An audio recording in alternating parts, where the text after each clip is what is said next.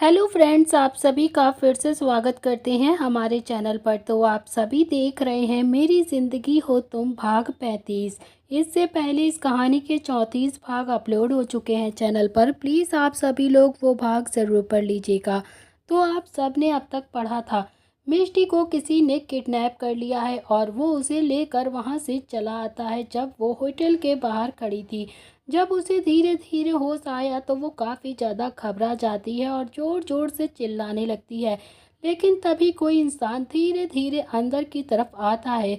मिष्टी उसे देखकर सामने की तरफ देखने लगती है। तो इतना आप पिछले भाग में देख चुके थे, अब देखते हैं आगे। मिष्टी ने जैसे ही उस शख्स को देखा वो एक पल के लिए हैरान हो गई और उसने तुरंत ही घबराते हुए कहा, कौन हो तुम और तुम यहाँ पर क्या कर रहे हो? और मैं यहाँ पर क्या कर रही हूँ? मुझे यहाँ पर क्यों लेकर आए हो? ये कहकर मिष्टी तुरंत ही आसपास देखने लगी। वो इंसान भी चलते चलते उसके पास आया और नीचे झुका और मिष्टी के चेहरे को कसकर पकड़ते हुए बोला, तुम यहाँ पर किडनैप कर कर लाई गई हो। तुम्हें क्या लगा कि तुम यहाँ पर घूमने आई हो? किडनैपिंग का नाम सुनते ही मिष्टी हक्की बक्की रह गई और वो तुरंत ही शॉक्ड होकर बोली, क्या? ये आप क्या कह रहे हैं? पर आप हैं कौन? मैं आपको नहीं जानती हूँ। आपने मुझे किडनैप क्यों किया है? आखिर मैंने आपका क्या बिगाड़ा है?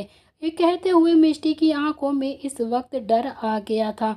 तो वहीं उसे घूरते हुए बिना किसी एक्सप्रेशन के साथ उस आदमी ने कहा, तुम मुझे जानती हो या नहीं, ये बहुत ही जल्द पता चल जाएगा। लेकिन हाँ, तुम बस इतना जान लो कि तुमने एक लड़की की ज़िंदगी बर्बाद की है। एक लड़की की ज़िंदगी बर्बाद करने वाली बात सुनकर ही मिष्टी शॉक्ड रह गई और उसे तो समझ ही नहीं आया कि आखिर वो इंसान क्या बकवास कर रहा था। तभी उसने गुस्से के साथ कहा, देखो, तुम जो कोई भी हो, मैं तुम्हें नहीं जानती हूँ और तुम ये जो कुछ भी कर रहे हो ना, इससे भी मुझे कोई लेना देना नहीं है। मगर हाँ, चुपचाप मुझे यहाँ से जाने दो, समझे तुम? ये सुनकर वो इंसान तिरछा मुस्कुराकर बोला, ऐसे कैसे जाने दूँ मैं तुम्हें? मुझे तुम्हें मारने का काम दिया गया है। मैं तुम्हें बिना मारे यहाँ से नहीं जाने दे सकता। मरने की बात सुनते ही मिष्टी अब हक्की बक्की रह गई और उसे समझ नहीं आया कि अचानक से उसके साथ ये सब क्या हो गया था। वो तुरंत ही डरते हुए आसपास देखकर बोलती है, क्या यहाँ पर कोई है? प्लीज़ बचाओ, बचाओ मुझे इस इंसान से। ये पागल हो गया है, ये कुछ भी बकवास कर रहा है, ये मुझे मारने की बात कर रहा है। प्लीज़ कोई हेल्प करो मेरी। ये कहते हुए वो आसपास देखने लगी, लेकिन वहाँ कोई भी उसे दिखाई नहीं दे रहा था। तभी वो इंसान जोर जोर से हंसने लगा और उसकी हंसी सुनकर मिष्टी के चेहरे पर पसीने आने लगते हैं। उसे बहुत ही ज़्यादा डर लग रहा था उस इंसान को देखकर। तभी वो इंसान हंसते हुए नीचे झुका और मिष्टी के गर्दन को कसकर पकड़कर बोला, मैंने तुमसे पहले ही कहा था कि यहाँ पर तुम्हें बचाने वाला कोई भी नहीं आएगा, इसीलिए अब जो भी होगा वो सब मेरे हाथों से ही होगा। मैं कह रहा हूँ उसे शांति से सुनो। ये सुनकर मिष्टी ने हकलाते हुए कहा, लेकिन तुम हो कौन और तुमने मुझे किडनैप क्यों किया है? देखो प्लीज़ मुझे जाने दो, मैं तुम्हें जानती ही नहीं हूँ और ना ही मेरी तुमसे कोई दुश्मनी है। प्लीज़ आई रिक्वेस्ट यू, मुझे छोड़ दो, मुझे जाने दो। लेकिन इसके जवाब में उस इंसान ने मिष्टी की गर्दन को कसकर पकड़ लिया और गुस्से के साथ बोला, मैंने कहा ना, तुम मुझे बहुत ही जल्द जान जाओगी और वैसे भी मुझसे जान पहचान बढ़ाने का कोई भी फायदा नहीं है, क्योंकि मैं तो यहाँ तुम्हें मारने के लिए आया हूँ और कुछ ही पलों में तुम मर जाओगी और फिर ऊपर जाने के बाद तुम मुझे अच्छे से याद रखना कि कोई इंसान मिला था जिसने तुम्हें इतने प्यार से मारा था। ओके। ये सुनकर मिष्टी उसे हैरानी से देखने लगी। उसे कहीं ना कहीं बहुत ही ज़्यादा डर महसूस होने लगा था। फिर वो हकलाते हुए बोली, ये आप क्या कह रहे हैं?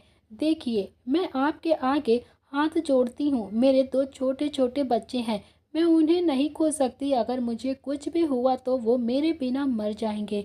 ये सुनते ही उस इंसान के भाव बदल गए और फिर उसने गुस्से के साथ कहा, तुम फिक्र मत करो, उन्हें संभालने के लिए वो लड़की अभी भी जिंदा है, वो उसे संभाल लेगी। लेकिन हाँ, तुम ज़रूर मरोगी क्योंकि तुमने उस लड़की की ज़िंदगी को बर्बाद किया है। अब मिष्टी को समझ में नहीं आया कि आखिर वो इंसान किस लड़की की बात कर रहा था और कौन है वो लड़की जिसने मिष्टी को मारने के लिए भेजा था, जिस वजह से उसने गुस्से के साथ चिल्लाते हुए कहा, तुम किस लड़की की बात कर रहे हो? मुझे कुछ भी समझ नहीं आ रहा है, मगर तुम मुझे साफ साफ नहीं बताओगे ना तो मैं यहाँ पर जोर जोर से चिल्लाऊंगी। ये सुनकर वो आदमी फिर से हंसने लगा और हंसते हुए बोला, चिल्लाना चाहती हो ना तो चिल्लाओ, लेकिन तुम्हें सुनने वाला यहाँ पर कोई भी नहीं मिलेगा। ये सुनकर मिष्टी ने दांत पीस कर कहा, तुम्हारे कहने का मतलब क्या है? इसके जवाब में उस इंसान ने भी कहा कि मैं बस इतना चाहता हूँ कि तुम खुद को मुझे सौंप दो, जिससे मैं तुम्हें आसानी से मार दूंगा। अगर मैं ज़बरदस्ती से तुम्हें मारा ना तो तुम्हें ज़्यादा तकलीफ होगी, इसीलिए प्यार से मेरे हाथों से मर जाओ। ये सुनकर मिष्टी का मुंह खुला का खुला रह गया। तभी उस इंसान ने अपने हाथों में पकड़े उस चाकू को बाहर निकाला और उस चाकू को देखते ही मिष्टी की आंखें हैरानी से फैल गईं और वो तुरंत ही हकलाते हुए बोली, ये चाकू किस लिए? मुझे कुछ समझ नहीं आ रहा है। आखिर क्या करने की कोशिश कर रहे हो तुम? देखो, दूर रहो मुझसे। अगर तुमने मुझे मारा ना तो तुम सोच भी नहीं सकते हो कि तुम्हारे साथ क्या होगा। मेरी बहन तुम्हें जिंदा नहीं छोड़ेगी। बहन का नाम सुनकर वो इंसान रुक गया और फिर उसे गौर से देखकर बोला, क्या क्या कहा तुमने? तुम्हारी कोई बहन भी है? क्या वो खूबसूरत है? ये सुनकर मिष्टी ने नफरत से कहा, लेकिन वो तुम जैसे घटिया इंसान को नहीं मिलेगी, इसीलिए उसकी खूबसूरती का अंदाज़ा लगाना बंद कर दो। तभी वो इंसान हंसने लगा और फिर हंसते हुए बोला, अगर वो लड़की खूबसूरत है तो मैं उसे ज़रूर अपना बनाऊंगा और फिर वो मेरी होकर ही रहेगी। तुम फिक्र मत करो, पहले मैं तुम्हें मारूंगा, उसके बाद तुम्हारी बहन को किडनैप करूंगा और फिर तुम्हारी बहन के साथ जी भर कर खेलूंगा। उसकी बात उसे बहुत ही ज़्यादा प्यार से मार दूंगा। फिर तुम दोनों बहनें ऊपर आराम से एक साथ रहना, किसी को भी कमी महसूस नहीं होगी। ये सुनते ही मिष्टी शॉक्ड हो गई और वो तुरंत ही गुस्से के साथ बोली, ये क्या बकवास कर रहे हो तुम? हम दोनों बहनों को मारना कोई आसान बात नहीं है। हमें मारने की कोशिश तो बहुत बार की गई है, पर हर बार सब नाकाम ही रहे हैं और इस बार तुम भी नाकाम ही रहोगे। तभी वो इंसान गुस्से के साथ बोला, अभी तक तुम्हारा पाला राजा से नहीं पड़ा था, लेकिन अब राजा जो तुम्हारा हाल करेगा वो तुम सोच भी नहीं सकती हो। राजा की ये बात सुनकर मिष्टी अब एक पल के लिए शॉक्ड थी। उसे राजा की आंखों में कोई भी इंसानियत नजर नहीं आ रही थी और उसे सिर्फ और सिर्फ नफरत दिखाई दे रही थी। तभी मिष्टी ने हकलाते हुए कहा, देखो, मुझे नहीं पता तुम ऐसा क्यों कर रहे हो, लेकिन मैं बस इतना जानती हूँ कि अगर तुमने मेरे साथ गलती से भी कुछ करने की कोशिश भी की ना तो मेरे हस्बैंड तुम्हें छोड़ेंगे नहीं। हस्बैंड का नाम सुनते ही उस आदमी की एक पल के लिए भाव बदल गए थे और उस पर शक करते हुए वो बोला, तो क्या तुम्हारी शादी हो गई है? मिष्टी को समझ ही नहीं आया कि उसने कैसे अपने मुंह से अतुल का अपना हस्बैंड बता दिया था और उसने मन ही मन कहा, ये मुझे क्या हो गया है? मैं मिस्टर अतुल को सोचकर इस इंसान को ये क्या कह दिया कि वो मेरा हस्बैंड है। ओ नो, मैंने भी ना, कितनी ज़्यादा मैं स्टूपिड हूँ, मुझे ऐसा नहीं करना चाहिए था। अब मैं क्या करूँ? मुझे कुछ समझ में नहीं आ रहा है। तभी उस इंसान ने कहा, बताओ मुझे, क्या तुम्हारी शादी हो चुकी है? अगर तुम्हारी शादी हुई है तो तुम्हारा पति कौन है जिसकी धमकी तुम मुझे दे रही हो? तभी मिष्टी ने खुद को समझा लिया और फिर बोली, हाँ, मेरी शादी हो चुकी है और मेरे पति इस पूरे दुबई के जाने माने इंसान है और जाने माने बिजनेस टाइकून है। तुमने अतुल अग्निहोत्री का नाम तो ज़रूर सुना होगा ना? अतुल अग्निहोत्री का नाम सुनकर अब राजा के भाव बदल गए थे और फिर उसने दूसरे ही पल कहा, तो फिर क्या तुम अतुल अग्निहोत्री की बीवी हो? मिष्टी को अब सब कुछ समझ आ गया था कि कैसे राजा जैसे गुंडे मवाली को भी अतुल का नाम पता था, जिसे देखकर मिष्टी ने कहा, हाँ हाँ, मैं उन्हीं की बीवी हूँ और अब तुम्हें समझ आ गया होगा मेरी पावर और रुपए का, इसीलिए अब जल्दी से मुझे जाने दो, छोड़ दो मुझे। तभी ये सुनकर राजा हंसते हुए बोला, तो तुम्हें क्या लगता है कि तुम मुझे ये कहोगे कि तुम अतुल अग्निहोत्री की बीवी हो तो मैं तुम्हें आसानी से जाने दूंगा, तुम्हें छोड़ दूंगा? क्या तुमने इतना बेवकूफ़ समझ रखा है मुझे? क्या मैं सगल से तुम्हें पागल लगता हूँ जो तुम्हारी इन मनगढ़ंत कहानियों को यकीन में बदल दूंगा? उसकी यह बात सुनकर मिष्टी को कुछ समझ नहीं आया और उसने नासमझी में कहा, क्या मतलब है तुम्हारा? मैं कुछ समझी नहीं। उसके जवाब में उस आदमी ने कहा, इस तरह से तो मैं भी कह सकता हूँ कि ऐश्वर्या राय मेरी बीवी है, तो क्या सब मुझ पर यकीन कर लेंगे? ये सुनकर अब मिष्टी ने गुस्से के साथ कहा, अतुल अग्निहोत्री कोई महान इंसान नहीं है जो मैं उनकी बीवी होने पर इतनी बड़ी बात कहूँगी। समझे तुम बस इतना जान लो कि मैं उनकी बीवी हूँ, दैट्स इट। अब तुम जल्दी से जल्दी मुझे छोड़ दो। लेकिन इसके जवाब में उस आदमी ने गुस्से के साथ कहा, मैंने तुमसे पहले ही कहा था कि मैं तुम्हें नहीं छोड़ूंगा और तुम्हें जब तक मैं मार नहीं दूंगा मैं यहाँ से कहीं नहीं जाने वाला। और अब बहुत हो गई हैं बातें, मरने के लिए तैयार हो जाओ। ये कहकर राजा ने अपने हाथों में मौजूद उस चाकू को झटके के साथ मिष्टी की तरफ बढ़ा दिया।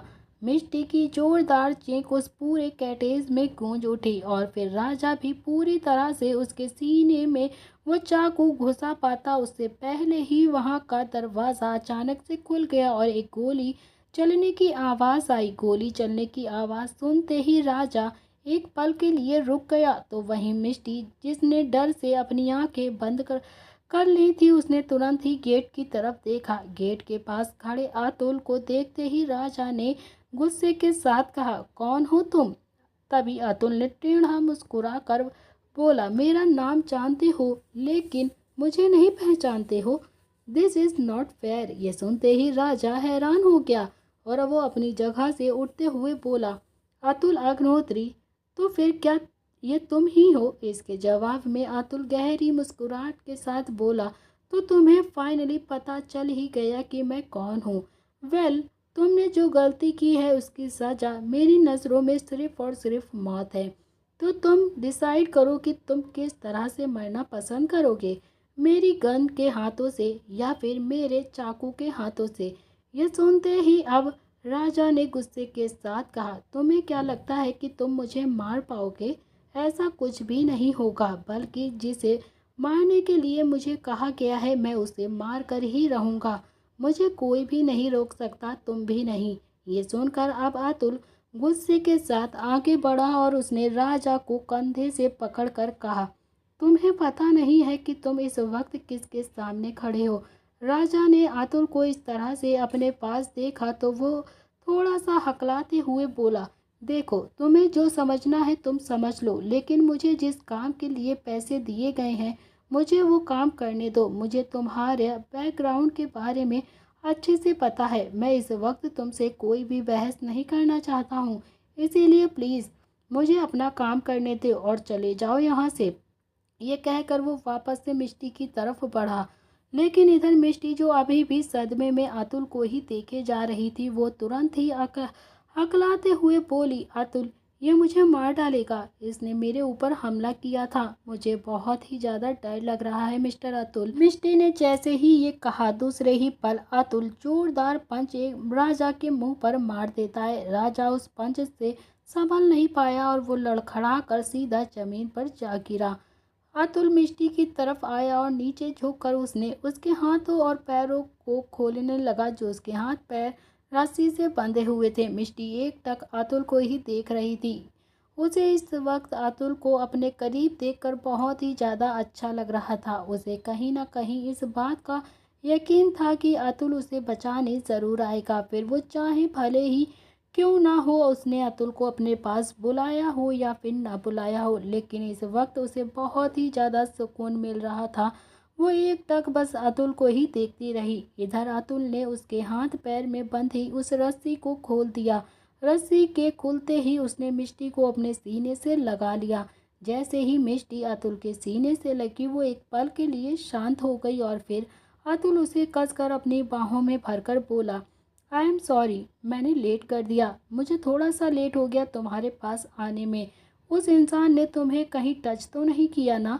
अगर उसने ऐसा किया होगा तो बताओ मुझे, उसकी जान ले लूँगा मैं। इसके जवाब में मिष्टी अभी कुछ कह पाती उससे पहले ही वहाँ पर एक गोली चलने की आवाज़ आई, जिसे सुनते ही मिष्टी ज़ोर से चिल्ला पड़ी, आहा। और उसने दूसरे ही पल अपने साइड में गिरे राजा को देखा जो इस वक्त बुरी तरह से तड़प रहा था क्योंकि उसके सीने से गोली आर पार हो चुकी थी। मिष्टी ने हैरानी के साथ अतुल को देखा और फिर अतुल अभी भी उसे हक किए हुए था। तभी मिष्टी की नज़र गेट पर गई। गेट पर खड़े मलंग को देखकर मिष्टी शॉक्ड हो गई और फिर इस वक्त मलंग के हाथ में वो गन थी। उसकी आंखों में गुस्सा था और उसने ही राजा पर गोली चलाई थी। कुछ ही देर में राजा की वहीं पर ऑन द स्पॉट तड़पते हुए मौत हो गई। उसे इस तरह से मरे हुए देखकर मिष्टी कांपने लगी और कांपते हुए बोली, मलंग ये क्या किया तुमने? इसके जवाब में अतुल ने उसे वापस से अपने सीने से लगाते हुए कहा, उसने जो कुछ भी किया है उसने बिल्कुल ठीक किया है। इसी के साथ वो अपनी जगह से उठा और उसने मिष्टी को अपनी गोद में उठा लिया। मिष्टी को बहुत ही ज़्यादा डर लग रहा था। उन दोनों भाइयों को इस तरह से देखकर एक की आंखों में काफ़ी गुस्सा था तो दूसरे की आंखों में एक आग थी। मलंग अपनी आंखों में आग लिए इस वक्त उस राजा को ही घूरे जा रहा था। तभी अतुल ने उसके तरफ से गुजरते हुए उसके कंधे को थपथपा कर बोला, अब वो मर चुका है, अब तुम उसके साथ कुछ नहीं कर सकते मलंग, अब चलो मेरे साथ। ये सुनकर मलंग ने गुस्से के साथ कहा, मैं इसे फिर से जिंदा करके तड़पा तड़पा के मारना चाहता हूँ भाई। ये सुनकर मिष्टी शॉक्ड हो गई और फिर उसे यकीन नहीं हो रहा था कि अभी मलंग ने जिस तरह से उसे मारा था वो वापस से उसे मारने की बात कर रहा था। लेकिन तभी अतुल ने कहा, मैंने कहा ना मलंग कि वो मर गया है, चलो मेरे साथ। ये कहकर उसने एक साथ मलंग के भी हाथ को पकड़ लिया और वहां से बाहर की तरफ लेकर निकल गया। इधर मिष्टी कार में अब चुपचाप बैठी हुई थी। अतुल कार में आया और मलंग जो दूसरी कार की तरफ जाने लगा। लेकिन तभी अतुल ने कहा, मलंग आज दादाजी और दादी ने तुम्हें डिनर पर इनवाइट किया है तो तुम प्लीज़ टाइम पर घर चले जाना। डिनर का नाम सुनते ही मलंग के एक्सप्रेशन बदल गए और फिर उसने बिना किसी भाव के साथ कहा, मुझे कहीं नहीं जाना है भाई, आप उनसे बता दीजिएगा कि मैं इस वक्त बिज़ी हूँ, मैं घर पर नहीं आ सकता। ये कहकर वो अपनी कार में चला गया। तो वहीं उसकी ये बात सुनकर अतुल ने गहरी सांस ले लिया और लेकिन तभी मिष्टी ने डरते हुए कहा, सच सच बताइए कि आप दोनों ने आज तक मिलकर कितना खून किया है। यह सुनकर अतुल ने अब उसकी आंखों में आंखें डालते हुए बोला, क्या सुनना चाहती हो तुम? यह सुनकर मिष्टी ने डरते हुए कहा, यही कि आज तक आप दोनों ने कितने लोगों का मर्डर किया है, क्योंकि अभी जिस तरह से मलंग ने उसे मार डाला है उसे देखकर तो मुझे यही लग रहा है कि आप लोगों के लिए मर्डर करना बहुत ही आम बात है। You know what mister Agnihotri, किसी की ज़िंदगी छीन लेना ये कोई मामूली बात नहीं होती है। तभी अतुल ने अपनी भौं चढ़ा कर कहा, और अगर हम कुछ देर लेट होते तो तुम्हारी जिंदगी तुमसे छीन लेता वो, तो क्या ये आम बात होती है? यह सुनकर अब मिष्टी बिल्कुल चुप हो गई। इस बात का उसके पास कोई भी जवाब नहीं था। लेकिन तभी उसने फिर से कहा कि मिस्टर अग्निहोत्री, इस तरह से किसी का भी खून करना गलत है। हम ऐसे कभी भी किसी का खून नहीं कर सकते हैं, हमें कोई भी राइट नहीं है इस चीज़ का। आप पुलिस में भी तो उसे दे सकते थे ना। पुलिस का नाम सुनकर अतुल किसी शैतान की तरह हंसने लगा और हंसते हुए बोला, तुम्हें पता है ना कि अतुल अग्निहोत्री कौन है? उसे पुलिस की ज़रूरत नहीं होती है।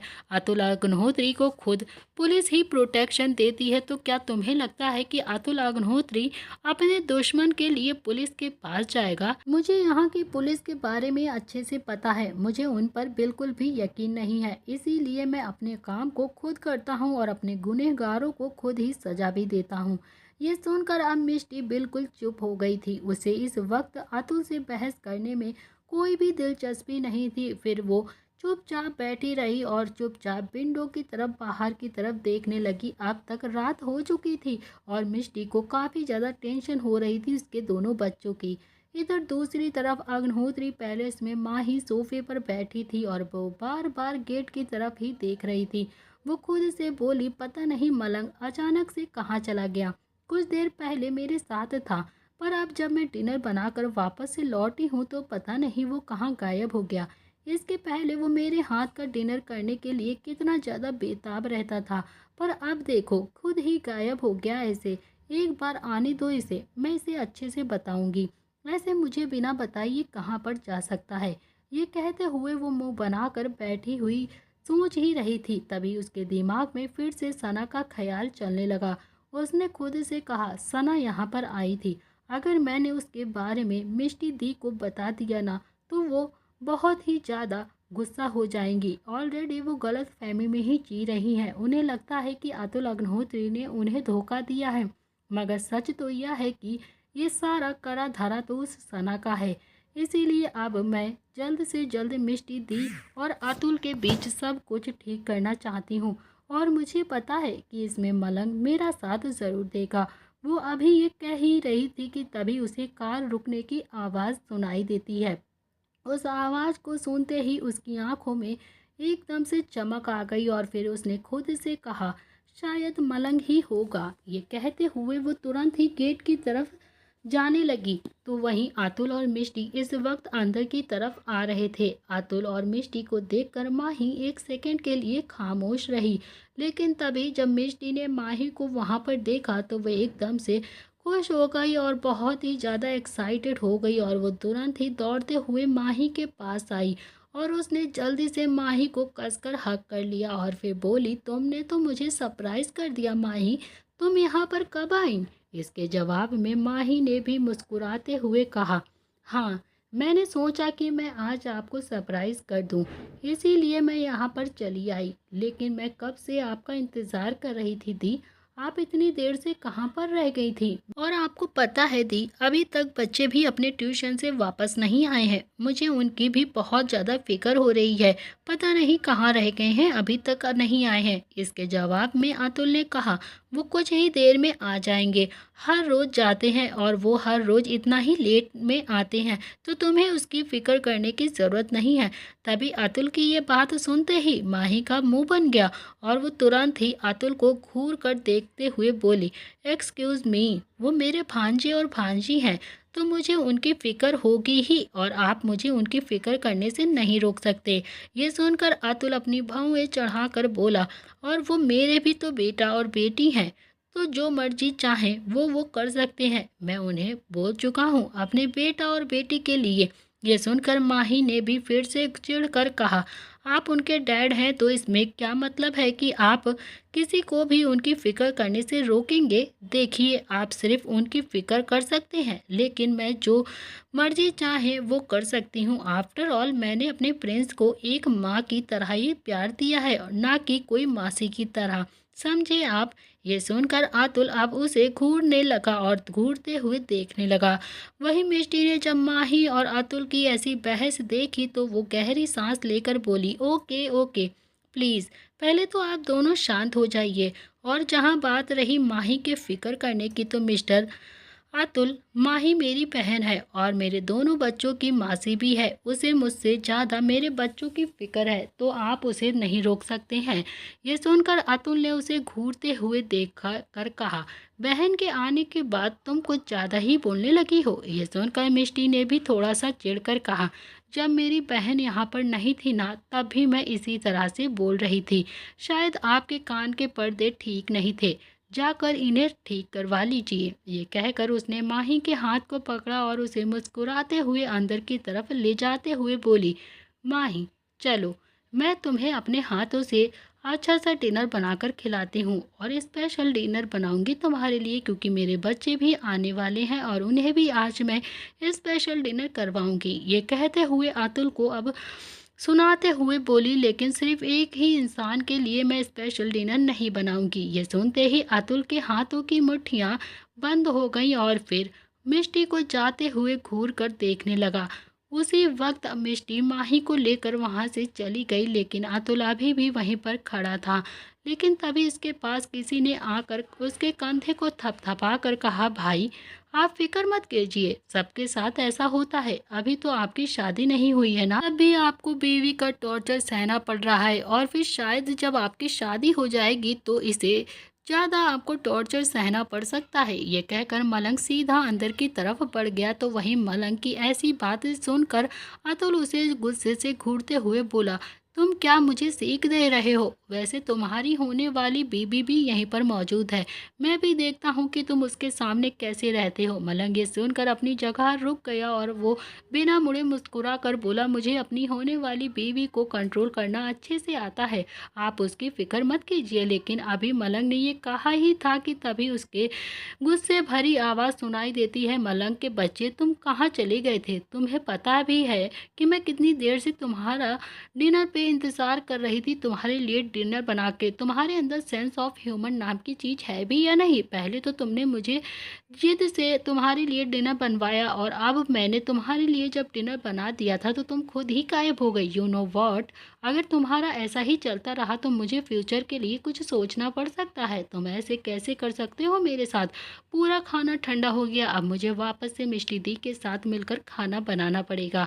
तुम्हें तो मेरी कोई फिक्र ही नहीं है। माही लगातार बोले जा रही थी तो वहीं मलंग तो जैसे जवाब देना ही भूल गया था। वो बस उसे सुन रहा था और कुछ भी नहीं बोल रहा था। इधर अतुल जब वो मलंग को इस तरह से देखता है तो उसके तरफ से गुजरा और उसके कंधे को अब वो भी थपथपाते हुए बोला, डोंट वरी, अभी तो ये सब बस शुरुआत हो रही है। इसे एक बार तुम्हारी बीवी बन जाने दो, उसके बाद ये बताएगी कि मलंग अग्निहोत्री को परेशान कैसे करना है। लेकिन तुम फिक्र मत करो, तुम मुझसे सीख ले लेना, क्योंकि मैं अपनी बीवी को अब कंट्रोल में करने के लिए ट्रिक सीखने जा रहा हूँ। ये कहकर वो वहाँ से हल्की स्माइल के साथ अपने कमरे की तरफ बढ़ गया। तो वहीं मलंग की आंखें उसे देखकर छोटी हो गई और वो अतुल को जाता हुआ घूर कर देखने लगा। तभी माही ने कहा, तुम वहाँ कहाँ देख रहे हो? तुम मुझे देखो, मेरी बातों का जवाब दो। तुमने ऐसा क्यों किया? मैं कब से तुम्हारा इंतजार कर रही थी। आखिर तुम क्या सोच रहे हो और क्या सोचकर तुम ऐसे काम कर रहे हो? सच सच बताओ, तुम कहाँ गए थे? किसी से मिलने गए थे क्या? कहीं तुम्हारा कोई और चक्कर तो नहीं चल रहा है, या फिर तुम्हारी कोई गर्लफ्रेंड है? देखो, अगर ऐसा है तो प्लीज़ तुम मुझे जल्द से जल्द अभी बता दो। लेकिन अभी माँ ही अपनी बात पूरी कर पाती उससे पहले ही मलंग ने उसे कमर से पकड़ा और अपने करीब खींच लिया और उसके होंठों को अपने होंठों में लेते हुए उसके होंठों को किस करने लगा। तो वहीं माँ ही कि सारी बात उसके गले में ही छूट गई और वो मलंग को घूर कर देखने लगी और उसने जल्दी से आसपास देखा। वहाँ हालांकि अभी कोई भी नहीं था, लेकिन तब भी माही ने कहा, मलंग ये तुम क्या कर रहे हो? यहाँ हमें कोई भी देख लेगा, प्लीज़ छोड़ो मुझे। लेकिन इसके जवाब में मलंग ने उसे और भी ज़्यादा अपने करीब खींच लिया और उसके होंठों को अच्छे से अपने होंठों में लेते हुए बोला, सॉरी, पर अब मैं तुम्हें खुद से दूर नहीं कर सकता। ऑलरेडी तुमने मुझे बहुत ही ज़्यादा कह दिया है। अब उसकी सज़ा मैं तुम्हारे इन होठों को दूंगा। ये कहकर वो वापस से उसे किस करने लगा। तो वहीं मिष्टी ने ये जब सुना तो उसकी आंखें बड़ी हो गईं और माँ ही उसे घूर कर देखने लगी और वो दोनों ही एक दूसरे की बाहों में लिपट चुके थे। तो दोस्तों, इसी के साथ इस कहानी का यह अध्याय यहाँ पर समाप्त हो रहा है। तो गाइस, अब बहुत ही जल्द सना का सच सबके सामने आएगा और फिर अतुल और मिष्टी दोनों ही एक दूसरे से अपनी गलतफहमी दूर कर कर एक दूसरे के साथ होंगे या फिर नहीं, ये सारी चीज़ें तो पता चलेंगी आपको इस कहानी के नेक्स्ट पार्ट में। तो गाइस, बहुत ही इंटरेस्टिंग पार्ट आने वाला है, प्लीज़ मिस बिल्कुल भी मत करना। बहुत ही जल्द कहानी में कोई ट्विस्ट आएगा जिससे पूरी कहानी भी पलट सकती है। तो आपको देखना है या नहीं, प्लीज़ कमेंट बॉक्स में ज़रूर बताइएगा। आज के लिए इतना ही, मिलते हैं इसके नेक्स्ट पार्ट में।